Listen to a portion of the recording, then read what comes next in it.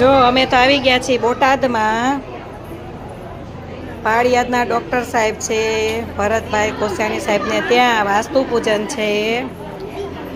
તો જો અમે દર્શન કરવા આવી ગયા છીએ. જો જો વાસ્તુ પૂજન ગંગા પૂજન છે એમને ત્યાં. તો અમને બી આમંત્રણ આપેલું છે તો અમે બી આવેલા છીએ. જો તમે પણ આમાં દર્શન કરી શકો છો. જો